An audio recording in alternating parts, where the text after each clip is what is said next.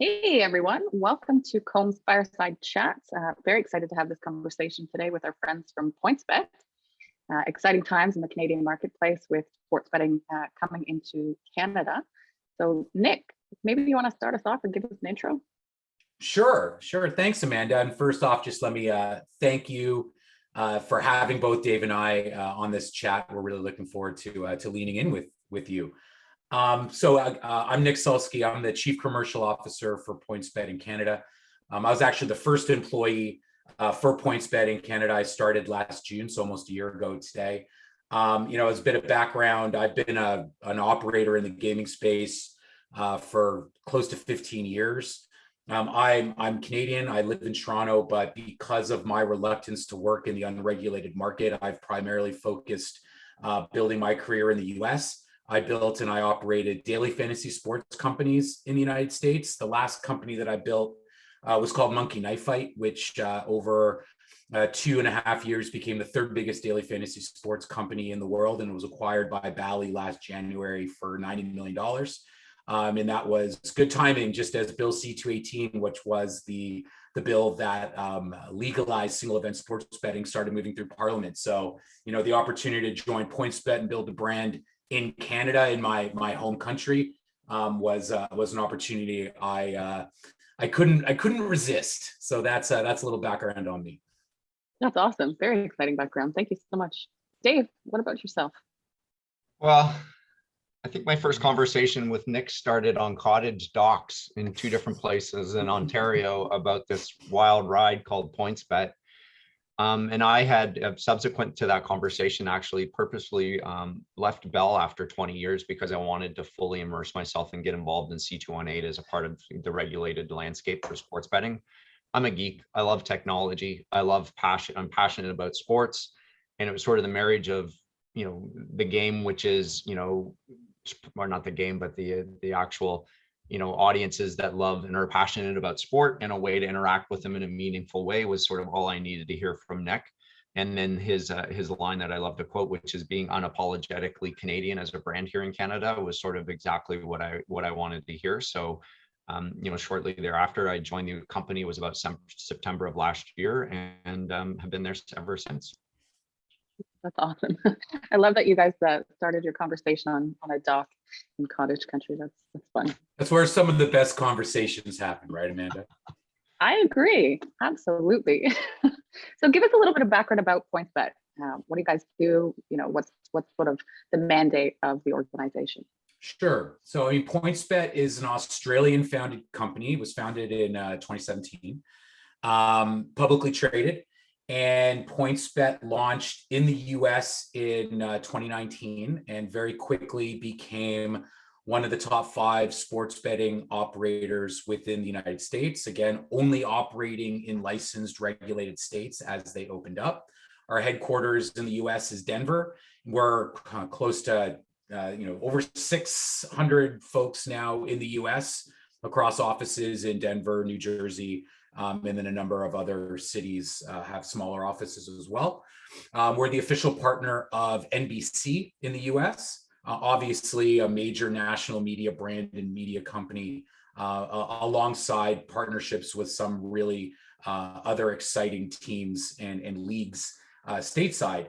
Now, PointsBet operates distinct business units, which was one of the reasons why, candidly, I became very excited about the opportunity about joining PointsBet. PointsBet Canada is an independent operating division that, again, launched, I guess, technically on June 8th last year when I started.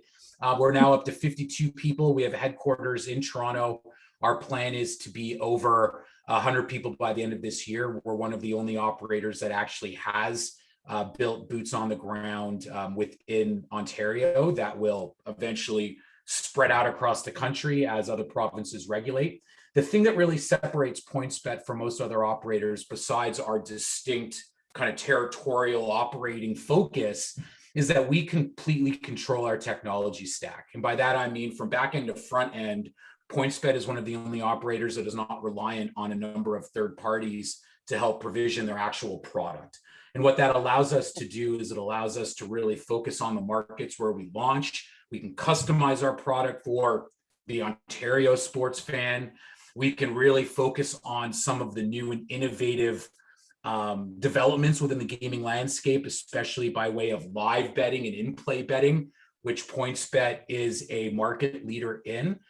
So when we think about PointsBet and our market position is one, we really pay attention to local markets. We focus on creating, as Dave said, an authentic connection with the communities of sports fans in all the markets where we launch in. But really our focus is on positioning our product as a true best-in-class technology offering for the sports fan that actually cares. And our belief is product ultimately does win market. So that's kind of that's a bit of a foundation. Now, Dave, is there anything you want to add to that? No, Nick, I think, honestly, the excitement and the opportunity that exists for us here in Canada is we have the global resources of the organization to draw upon, but we are very much committed and focused to this marketplace. So we're not as I describe it, as we don't have country managers. We are, and we have the CEO and the C-suite executive team here, and we're built around that business model. So I think from authentic, I go back to that comment about being authentically Canadian. It starts with boots on the ground, and we're at 111 Peter, downtown Toronto, and we know the city better than anybody because we live here. So it's that advantage that we believe, Nick and I firmly believe in, that is one of our differentiators in terms of connecting with community, understanding how we can apply the technology we have in the markets that we have. And a great example of that is the vision of Curling Canada and the work that was done there in creating new markets for this, for the country. And specifically Ontario, as this is the first jurisdiction that is open, but, expanding some of the opportunity where there's a passion for Canadians to, we know that curling is a huge pastime, and we now have markets that we can offer in that sector, in that business. So those are the kinds of ways that we can bring all that to life in a meaningful way. That's very exciting. I can feel the passion and energy coming from you guys. It's really quite evident. So let's just kind of take a step back and bring this, back to basics. For those who are less familiar with the sports betting scene, can you just explain what sports betting is? That's a big question. That's all yours. Yeah, thanks, Dave. Thanks. So, I think sports betting has existed in Canada for years and years and years, right? And there's two categories of sports betting that has existed in Canada. From a regulated legal fashion, our provincial lotteries will use, obviously OLG has had a product called ProLine, which we're probably all familiar with. Now, ProLine was a parlay-based betting product, meaning you had to make 3 or more bets, predictions within a ticket in order for it to be considered legal within the OLG operating framework. At the same time, there has been single event sports betting, which what C218 finally kind of decriminalized federally. Single event sports betting has been available to Ontario sports fans and to Canadian sports fans for many, many years, but it's been available through what we call the gray market. Now, the gray market is operators who are not located within Canada. Banks are all offshore. Companies are all operating offshore. And those companies are offering single event sports betting, but outside of any regulations, outside of any true Canadian consumer protections or any real responsible gaming framework focused on Canadians. So when you talk about what is gambling in the most basic term, it's somebody, a sports fan, risks some of their own money on an outcome of a specific event. Will the Toronto Raptors beat the Philadelphia 76ers in Game 6? Yes. Well, there you go, right? Not to date this conversation. Obviously, a lot of Canadian sports fans are going to bet on the Raptors beating the 76ers. If you bet on the Raptors, or if you bet on the Raptors to beat the 76ers, then they win, you win your money. It's kind of that simple, right? The cool thing about sports betting is a lot of evolution when it comes to the types of things you can bet on. as we were all growing up, typically you'd be betting on what team is going to win the game, right? But now, really users are able to bet on kind of anything they want. So the two big evolutions in sports gambling that have occurred over the last, call it 5 to 10 years, one has been a real focus on what we call player props, betting on how individual players perform in a specific game. So you can bet on whether Pascal Siakam is going to score more than 25 points. That's kind of fun. You can bet on rebounds, anything you think of. And then live betting has also emerged, where prior to recent innovation, most betting and gambling was a pre-game experience. Well, now because of the evolution of the technology, sports fans are able to make bets during the game based on what's going on minute by minute, shot by shot, drive by drive, if we want to think about football. So I think, the question of what is, and then there's a number of other products that are evolving. Now, just to give you a sense of how far things have come, at PointsBet, we're one of the only operators that actually offers to fans the opportunity to actually kind of name your own bet. So if there's something that you want to bet on, but we don't have it in the thousands of options within our app, within our product, you could actually send us a bet that you would like to make. Then our internal trading team will grade it, like they'll put a price on it. Then they'll put the market up for not only you to bet on, but for everybody to bet on. So that's how far gambling has come. It's definitely evolved since we've grown up, put it that way. I guess that's also the benefit of having end-to-end control of your tech stack, because that gives you that flexibility to be able to create these opportunities for your fans and for your customers. 100%. And the reality is, when we talk about live betting, I think we believe at PointsBet that in-play and live betting is the future of sports gambling, period. What's exciting from a PointsBet perspective, we acquired a company last fall from Ireland called Bannock Technologies, which is the world leading kind of in-play AI market trading technology platform.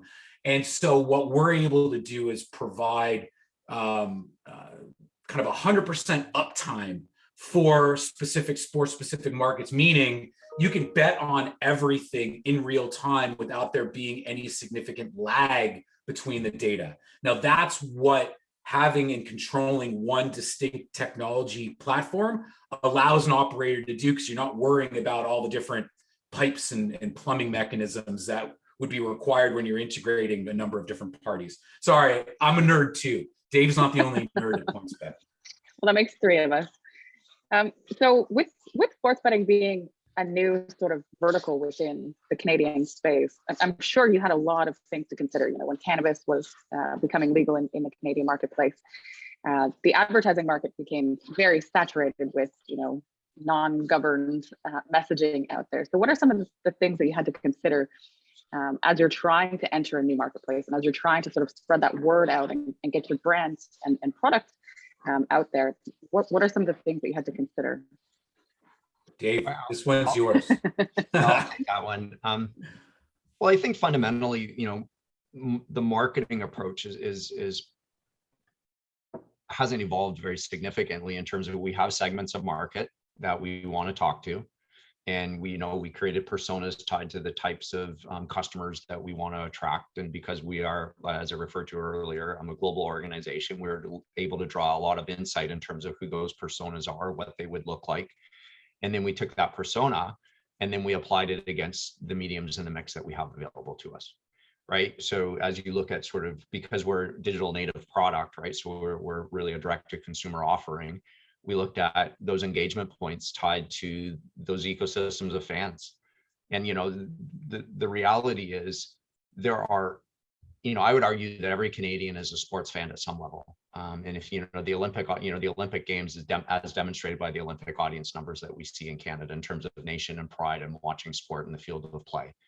But if you sort of tighten that lens up on it, there's a small subset of that population, small enough, meaningful enough that it's still a material business for us as a company, but it's a subset of those sports fans who actually wager on sport.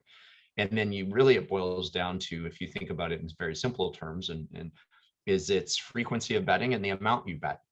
And that really starts to evolve. That's sort of the, very loosely, those are some of the definitions of persona that we talk about.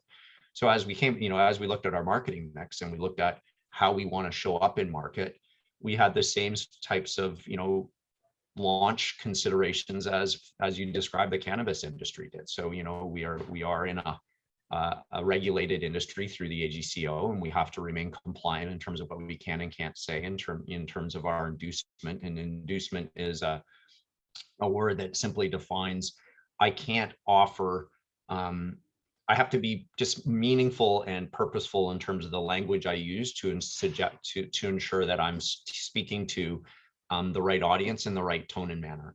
I can't say that betting is going to change your life in a good way, right?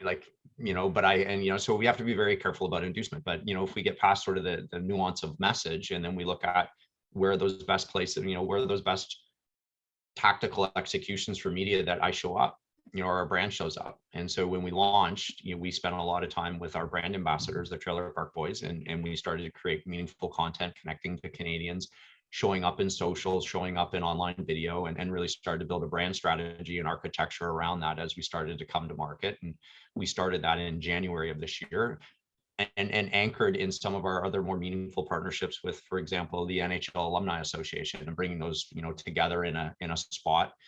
And we really sort of built, I'll call it market momentum, as we headed to April 4th, which ultimately was the name date for the launch of the private market. And what's really only materially changed is now I look at behavior tied to audience, tied to game. So it's about how do we show up as a brand with a message and an offer in those moments of time during the week that will lead to ultimately a sports bet. So, the drive home for me is a really important one. When you think about how to engage with audience in the downtown core of Toronto, and you think about the 3 stadiums we have along, the waterfront of the city, how do you engage with that community so that, the inbound audience coming in on that corridor sees our brand, either leaving the city, heading home to watch it, or coming in because they're just fortunate enough to have tickets. So it was that, that was really I'll describe it as a very high level description of the media mix and how we approach it. Many sports betting companies are turning to out of home to really increase sort of the mass awareness and that brand presence. And I love what you just said about, that contextual relevance as consumers are sort of moving through their daily journey. So how is it that you've incorporated out of home into your media mix? I know you've done some really bold and big executions here in Toronto. So, being a regulated market, how are you engaging with out of home and consumers leveraging out of home as a medium?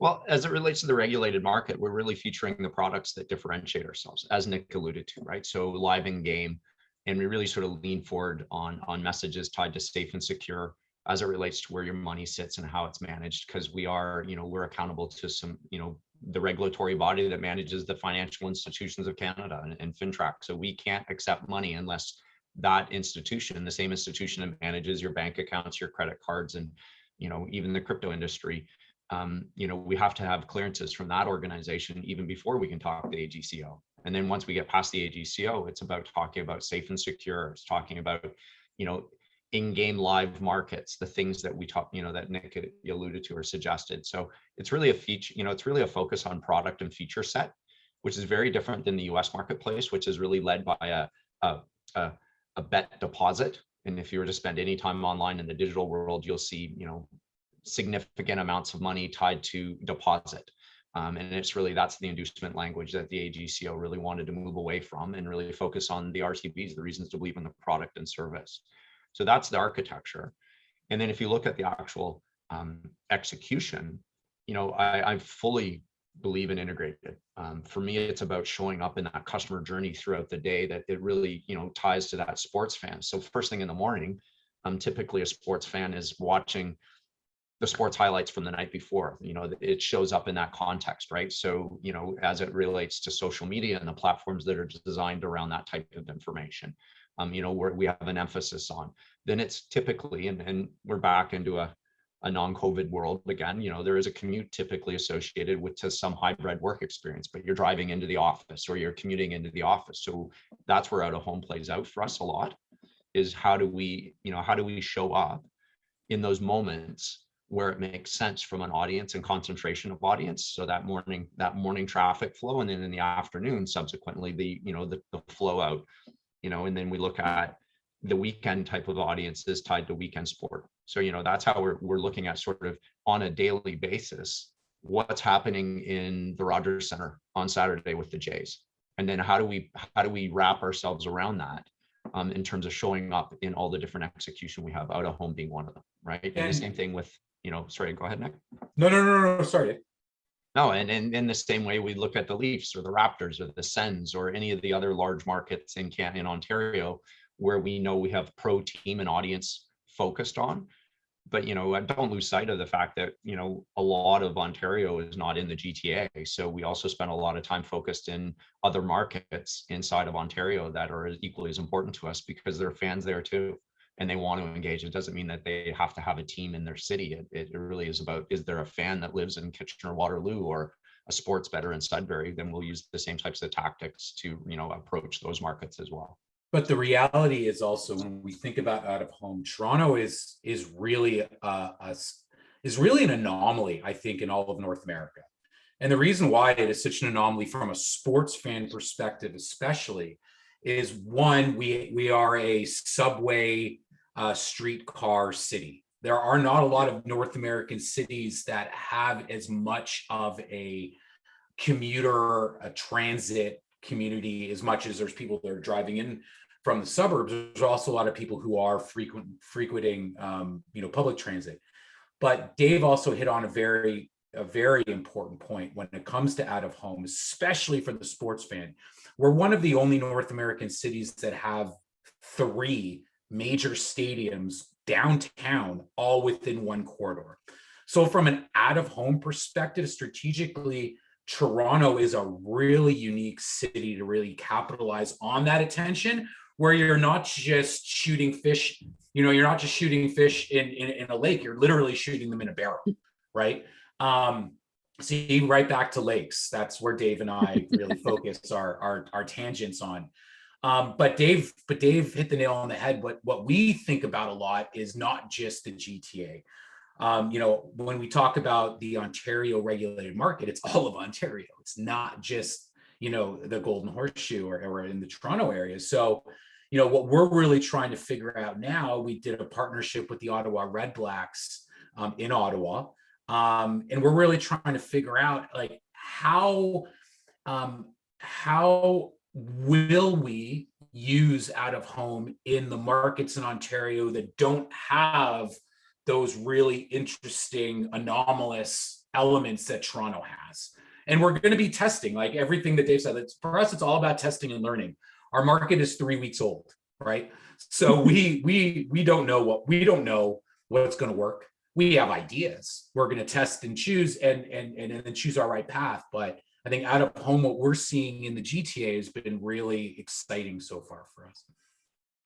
That's a good segue, I think. I'm kind of curious, you said that the market's 3 weeks old. So with it being so new and you having to run sort of all these A/B comparison testing, what are some of the metrics that you're using to gauge success?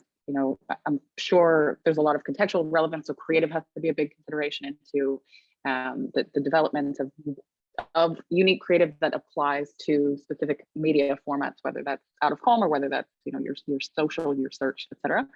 So what are some of those key metrics that you're looking at to gauge success? So Dave, let me just preface this and then I'm going to throw it over to you.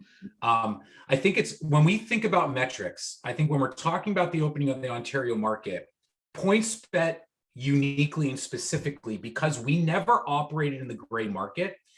And PointsBet, there's a number of other operators that have daily fantasy sports companies or poker companies. There are a number of other operators that already had a pre-existing database. PointsBet is the only operator, one of the only I think we're the only operator in Ontario that did not start with users already within our database. So the KPIs that we look at are most likely going to be different than some of the other operators who had that pre-seeded user base that they would be able to target directly through email and other digital mechanisms. So we're a bit of a unique one, which I think made, candidly, our work a little bit harder because we literally were starting with no brand awareness, right? And that's where, I'll pass it over to Dave. I just wanted to give your audience a little bit more color. Yeah, that's very helpful. Yeah. No, but with that said, in some ways it's not, I would love to say, oh no, we've got a secret formula and sauce in this, and I can't talk to you about it, because ultimately there is some intuition and some instincts and some experience that come into play. But generally speaking, the industry is managed. Like if you look at the publicly traded markets of the industry, the conversation is typically it's tied to number of app downloads and registrations all the way through to cost per acquisition. And those are sort of tested, tried and true in the industry that is North America. For us in our market though, where we're starting from, as Nic alluded to, is for me, you need to start with consideration. So you need to be familiar with our brand before you can consider purchasing it, right? So for us, there's that journey of new product launch, and that takes time to scale because it's frequency and reach that really drive those types of metrics. But beyond consideration, then it becomes acquisition. And that really speaks to persona. And for us, it's about targeting the right type of customer, because the industry, I think it would be a fair statement to say a lot of the industry uses promotional offers tied to free bet, free wager, free spin that induces customers to give it a try. And so you get a lot of cycling of customers who are chasing those types of bet credits and those types of free spins, but they're not a good customer because they're really just chasing those credits. So for us, that's I appreciate that everybody wants to try the product, and I'm not suggesting they don't, but beyond trying the product, then we're looking for that customer who's sticky, somebody who sees the value of the markets that we're offering, sees the value of the technology that we have, sees the user experiences being one of the better, I would argue, the top 3 in the industry.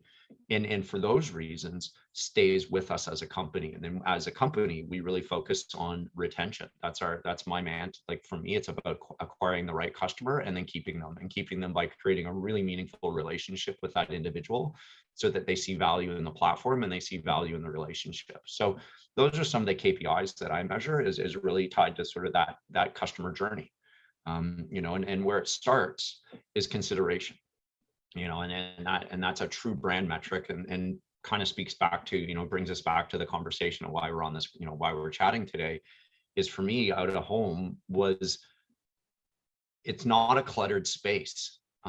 If we watch a pro sports game tonight or tomorrow, we will see no less than 5 or 6 advertisers in that spot, in that segment of an hour. There'll be 5 or 6 different ads, and it just becomes overwhelming.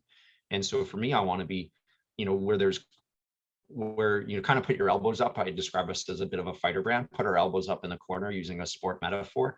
I'd rather show up in meaningful moments tied to a person's journey rather than and that would be unexpected in terms of like, oh, wow, yeah, just thought about that. Oh, those are great. The conversation on radio or seeing it on a billboard coming through by BMO Field, or if I'm in, maybe it's London and I hear a conversation happening as Nic suggested, perhaps it's, the marriage of radio and out of home driving in, and you see our brand, you hear something that's happening on the news as a part of sports radio, and all of a sudden you sort of bring all this together, right? So for me, those are the opportunities that I'm measuring against and testing. And that to me is the formula today. Like Nic said, it's 3 weeks in, so we're going to have to put a little bit more water behind us, or mileage behind us, before we say that conclusively that's our approach. But early days, that's how we're looking at it. Yeah, and just to piggyback on that for one sec, just to give the audience a little bit more of an understanding of who PointsBet is, we've done some pretty great partnerships. So, we're one of the 3 official sports betting partners of MLSE. So we're the official partners of the Raptors and the Leafs and TFC and the Argos and the Marlies and 905. But ultimately, and we've done as Dave alluded to, partnerships with Curling Canada and the NHL Alumni Association, and I mentioned the Red Blacks. And Alpine Canada. But the reality is we are not in a cash position where we're going to be able to outspend other operators, right? We have to really outthink them. We truly are a challenger brand. And a lot of the times people think about out of home, people think about TV commercials, and it's almost like, yeah, I'm just going to stick that up. It's going to be, a fancy player and some language, and it's almost like rinse and repeat from every other market they go to. Strategically, we need to be smarter. We need to work harder because we don't have that same pocketbook. So when we think about out of home, it's also thinking about how frequently are we going to change up message? How is it going to play in the specific areas where we're already activating with another partner, whether it's a corporate partner or a media partner?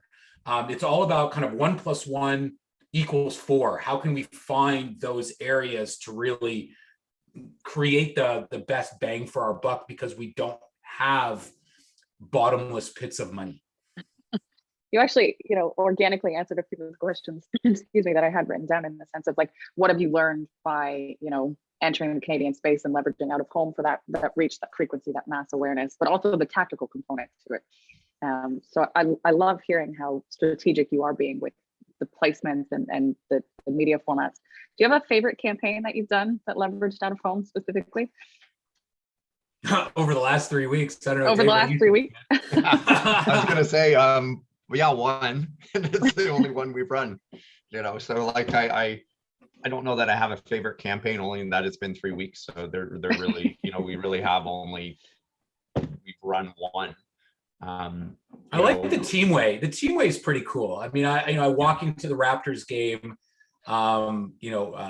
earlier or when was it? It was last week. It was that was just fun. It was really fun, kind of walking through the team way and just seeing the Trailer Park Boys and our brand sitting right there, literally, as Dave said, in one of those kind of high emotional moments as you're walking into Scotiabank. I like that one a lot.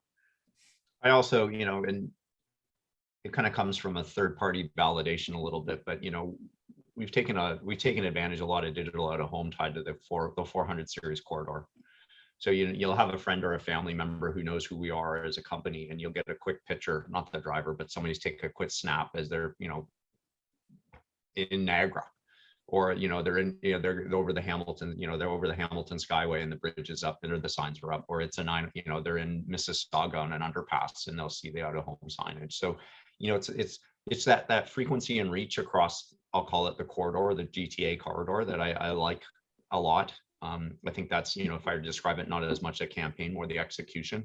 And I'm a huge TFC fan. I've spent my entire, let's just say a long time between the commute of Port Credit to CNE Stop, and being on the train and seeing some of the stuff we're doing in Go Transit right now, and those locations and Metrolinx is a lot of fun, just because you get in the train and you can see it. And in context, as you look at your device, and everything for me is contextual. If I'm flipping through my phone and I'm doing what I need to do digitally, I'm on the train headed to BMO Field, I see what is validation in the train itself. All of a sudden, those three things together, generate, the propensity to drive the kind of KPIs that we're talking about all increase. So it's kind of, finding those moments where you can sort of bring them all together into action is really what I'm hunting for. And I love that you're combining out of home with your other media formats and your other sort of touch points, because there's plenty of research out there that shows that, the efficacy of out of home when combined with search and social and native online is really impactful and really powerful. So it's nice to hear some of these like real life case studies. We have a couple of questions coming from some of our members. And one question is interesting, I think might touch on some of the regulatory components that you have to consider when you're building out the creative, particularly for out of home. So the question coming from one of our members is, will sports betting allow for a call to action within the creative and out of home? For example, a $20 free bet promotional code? No. The answer to that question is an unequivocal no. Yeah, so gambling inducements are prohibited via the AGCO. And let's remember that, the market, as we've said many times, is 3 weeks old, right? So everyone is working and figuring things out, right? Including the AGCO, and they're doing an incredible job considering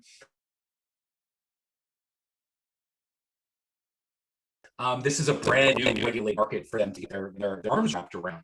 But when it comes to the specific language permitted within advertising, we are able to say sign up today. We're able to say download our app, and other things obviously along those lines. But you cannot say free bet on sign up, free. You can't say a deposit, free play. Can't say free to play. Can't say deposit match. Can't say anything that insinuates that there's any. You can't even say welcome offer. Wow. You can't say anything that suggests to a user that if you sign up, you are going to get anything. And it's been, it's been an interesting challenge for us, because within the marketing regulations, the AGCO, has made it pretty clear they are not an approval agency. So an operator and a marketing company, an out-of-home company, they cannot rely on the AGCO to approve any collateral or any creative.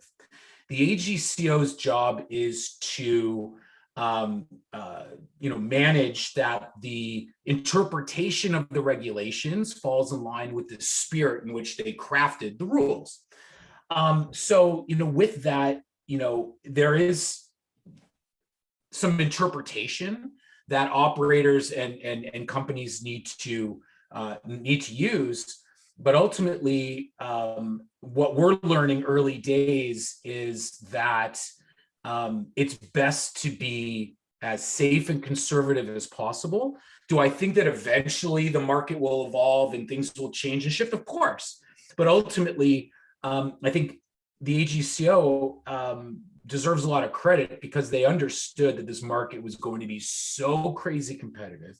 They understood that the best way to repatriate gray market sports bettors into the regulated market was to really force operators, or should I say, push operators to really focus on product, to really focus on brand.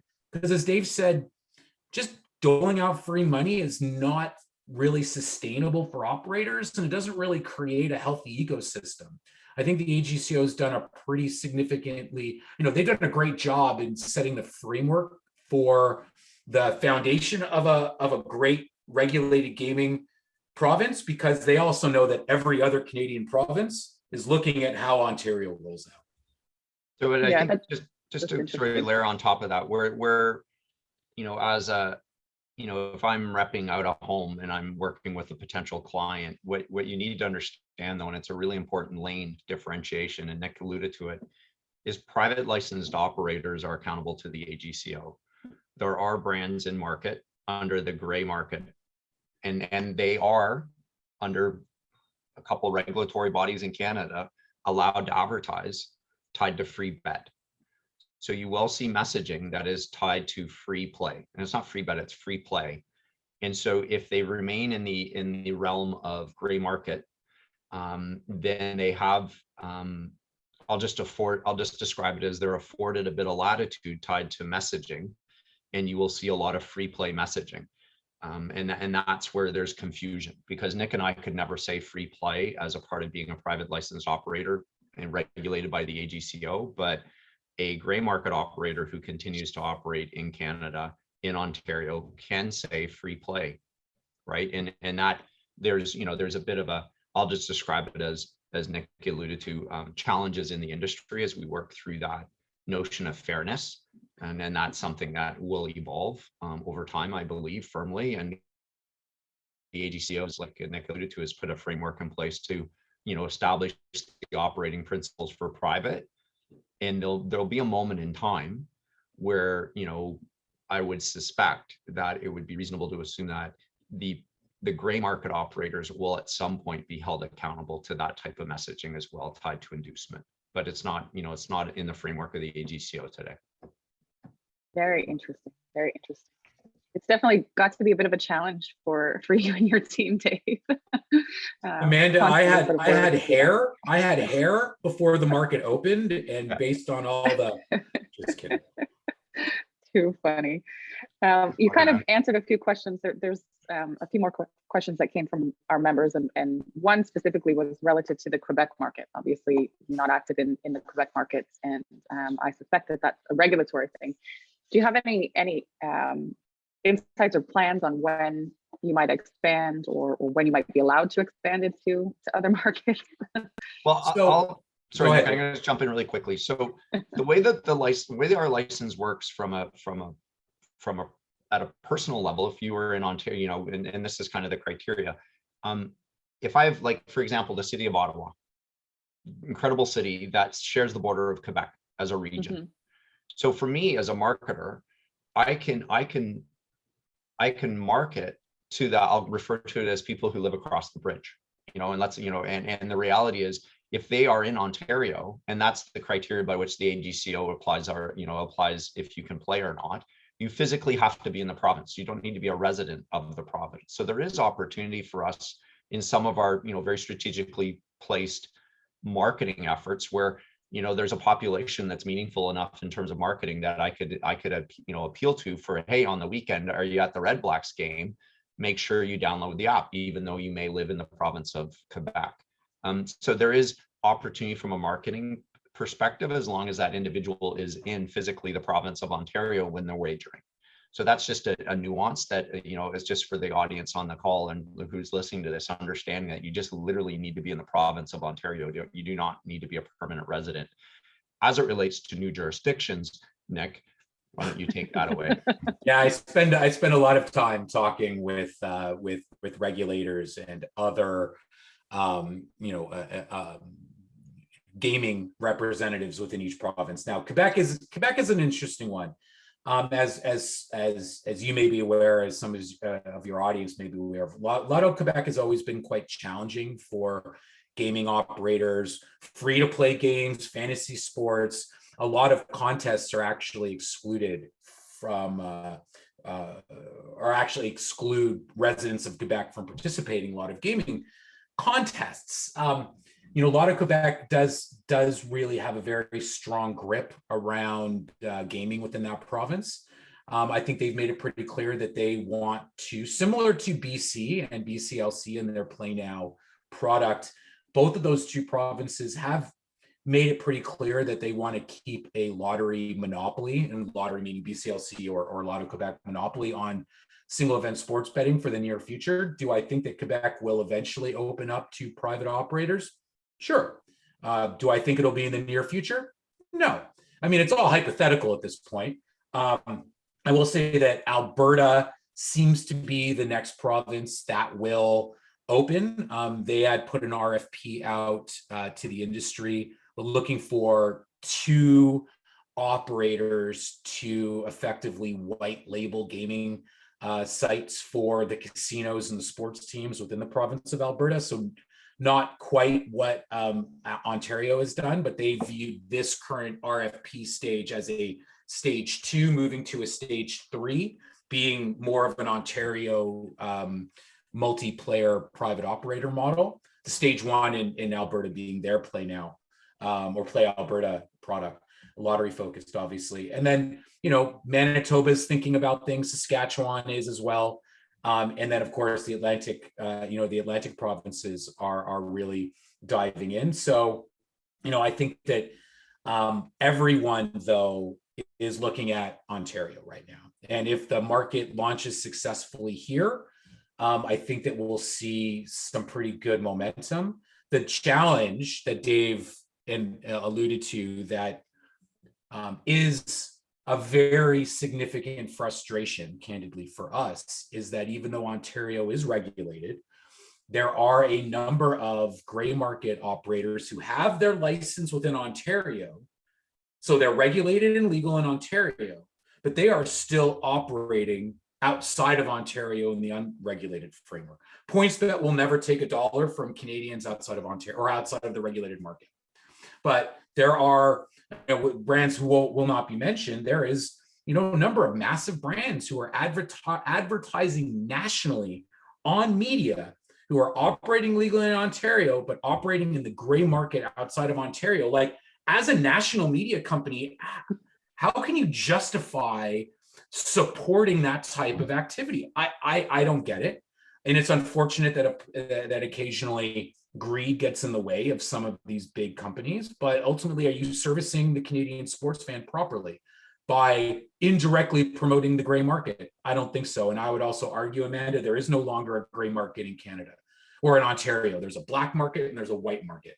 Unfortunately, I think that because the market is 3 weeks old, I think it's taking a lot of the legacy big media companies some time to actually understand how they really should leverage their power to the Canadian sports fan properly and responsibly. As Dave mentioned, our focus is consumer protections, responsible gaming, leading toward a top market product.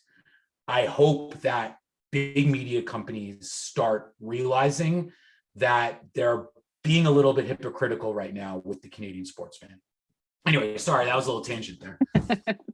I can feel the passion. So we have time probably for one more question. I just want to switch gears a little bit and go back to the sort of tactical strategy in your use of out of home. So one other question that came in from one of our members was, how are you actually buying out of home? So are you doing that programmatically? Are you doing direct IOs with the out of home media owners? Are you combining sort of static digital high impact with programmatic? So can we talk a little bit about that? Well, sorry, just sort of framing the answer as I think about it. The reality is we have an agency of record who manages and plans our media. Salt is our agency, and Salt, sits and works very closely with us to basically block out our entire media plan. So, we are working on a daily basis, given a lot of it is digital in nature. So we know that everyone understands that ecosystem in terms of buying advertising. Today, we don't have, we're not operationally set up to manage our planning and buying internally. Okay. And I'm not suggesting that isn't on the table. I'm just saying operationally, as we're scaling and building a company, it made a lot of sense for us to partner with a great agency. So our plan. You don't have all of those extra bodies in house. No, well, if I did, I would have the 100 people, 90% of them would be marketing people. So, right. So, Salt manages our overall plan and the blocking and everything that leads into it. Nick and I are very hands-on as it relates to direction and how we want to apply it. And that's sort of, that comes in a hybrid model, right? There are opportunities that have presented, that have been presented to Nick and I direct from the networks that are out there and the representatives of the various out-of-home networks that are available. And they've come through, they've come across our desk as a part of, like, hey, guys, we'd love to meet with you, talk to you a little bit about the plan. And then we in turn pivot and we sit down, very typical, I would believe, with our agency to make sure that they're across it and they're helping us evaluate it, understanding, the category that we're in is hyper, like I was going to call it hyper hot, but it's just like it's red hot in terms of, what's happening in the ecosystem of sports betting and iGaming. So for us, it's really sort of that hybrid model of Nick and I are seeing things coming direct. And ultimately, we're deferring to our agency as a part of our overall plan to say, does this make sense? Does this fit inside of the plan? Should we rethink what we're doing given this new opportunity in out of home? And that's how it plays out. So that's kind of our operational normal, and I don't see that changing in the future. Just because, as you made the joke, Amanda, like I would need to have dedicated resources against each media type. And I just don't have the, it's just not, it doesn't make sense to do that today. That definitely makes sense, particularly from a tactical perspective. I am curious on the topic of programmatic digital out of home. Have you executed any campaigns thus far? And, I gather, since we talked a lot about sort of that contextual relevance and speaking to the consumer throughout their sort of daily journey, a combination of probably programmatic digital out of home and then some more high impact is likely what lands on your plans relative to out of home. But, no, for sure. Without, there is some secret sauce in the conversation, but without giving away trade secrets, absolutely programmatic is a part of our consideration, as a part of our mix, right? I'm a big believer, coming from Bell, looking at sort of the evolution of programmatic as it was driven as part of Astral and what that looked like internally. I saw that sort of from two different perspectives. But I'm a firm believer in contextual relevancy and where you show up as a brand and an offer throughout the journey of a customer during a day. And so for me, it's about that journey and those inflection points where I think there's consideration tied to purchase. And that's, that's some of the secret sauce. But, it's about those moments in time and how we show up and where we show up as a part of it, right? So we're looking at I'll refer to it as we're pushing as hard as we possibly can to be as smart as we possibly can using the tools available to us, right? Like you'll never see an ad from us that sits in out of home that doesn't have a lot of thinking behind it tied to contextual relevance. Maybe it's anchored in programmatic. That we're blocking around that tied to mobile and IMI and ID, SIM card type of tracking with, various things that are available on mobile, so that, the location itself is actually focused on, not just the billboard. Yeah, it's great to hear. Sounds like you've got your hands full in the sense of the strategy side of things and your media mix modeling. It's we literally the call before this one was an hour this morning to look at what we've done for the last 4 days, and we'll have another call tomorrow about how, and it's that kind of cadence we're working with the agency on. Outthink, not outspend. Yeah, you're very scrappy.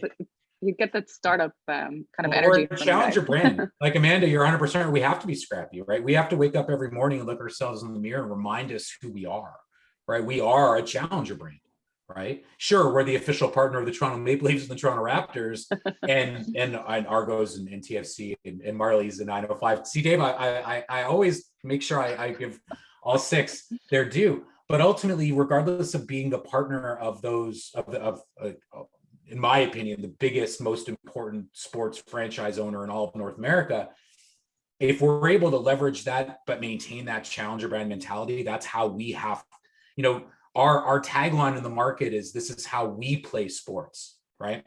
That we is very important to us. The community aspect is very important to us. The connection to the sports fan obviously is very important to us, but we're not just going to rest on our laurels of being the official partner of the Leafs. So, Dave and the marketing team and our agency, the amount of work and thought that goes into how are we going to execute is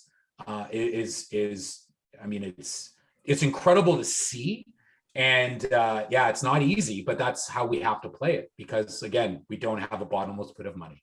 Well, it sounds like you've embraced the Canadian marketplace and are looking forward to certainly expanding as the regulations allow you to do so. So thank you so much. A very, very healthy conversation. I think our members will really value this discussion.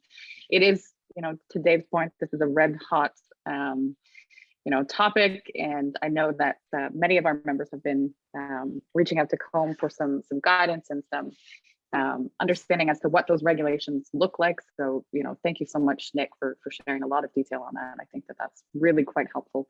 And Dave, on the strategy, I think it's brilliant how you're incorporating the use of multiple sort of out-of-home formats with your digital brand and digital messaging as well. So thank you guys very much for that. Any final thoughts before we conclude this lovely fireside chat? No, I think, Amanda, the only thing that I would add is, David and I are both on LinkedIn. We're both on Twitter. Probably me more so than Dave. I talk a lot. I'm happy to talk to anybody anytime. So if anybody wants to reach out, LinkedIn, Twitter, what have you, I'm an open book. As Dave is too. No, I just wanted, the same thing, just reiterate, thank you very much for, letting us join this session. I think it's our responsibility to help inform the industry itself, as we're probably as close to the sun as possible on this one. And anything that we can offer and provide as insight to make sure that the partners that you're working with understand what's available and understand it in the context of what you can and can't do, and make that easier for everybody. I think that works out for all of us as a win. So I really enjoyed the session. Thank you. Yeah, and my last thing I would say, Amanda, is remember, we're 3 weeks in, right? So we want to learn, we want to get better. My only advice to partners is to really think about and do due diligence on who the operator is that they're going to partner with, and who they're going to work with, because not every operator is cut, from the same cloth. And you alluded to the cannabis space before. The gaming space is going to evolve in a very similar fashion. Fast forward 5 years, there's going to be 4 or 5 operators, right?